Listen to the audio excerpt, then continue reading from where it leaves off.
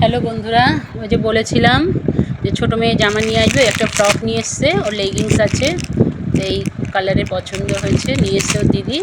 আর ও দিদির যেহেতু প্রথম বছর মানে যাই হোক, ও বলেছে মা অনেক শাড়ি রয়েছে, আমার একটা কুর্তি খুব তাই আমি বানিয়ে নেবো। কুর্তিও খুব একটা পছন্দ হয়নি, তাই কাপড়টা সুতির, পিওর সুতির কাপড়, তাই সেই কাপড় দিয়ে ও কুর্তি বানিয়ে নেবে। তাই জন্য এই 2 মিটার কুর্তির কাপড় কিনে নিয়ে এসছে। আর আমার এই ছাপা শাড়িটা, এটা পুজোর সময় ছিল, ভাঙা হয়নি, তাই এইটার জন্য আঁচল টাচল মেশিনে সেলাই করেছি, এটা কালকে ভাঙবো।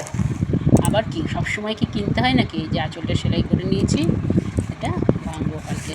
গরমে কতক্ষণ পরতে থাকতে পারবো, সেটাই হলো কথা।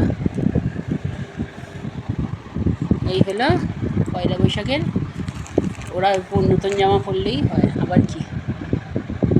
ও শাড়ি পরবে, বাড়িতে থাকবে, ও শাড়ি পরবে। তো কেমন হয়েছে বন্ধুরা? আর দিদি ওকে দিয়ে গেল, বলো কালকে লেস খাস বসে বসে। যাই হোক, এই সব কিছু ইনার্স পার্টস মানে কেনা হয়েছে, সেগুলো দেখালাম না। যাই হোক, কেমন হয়েছে বন্ধুরা? অবশ্যই কমেন্টস করে জানাবে।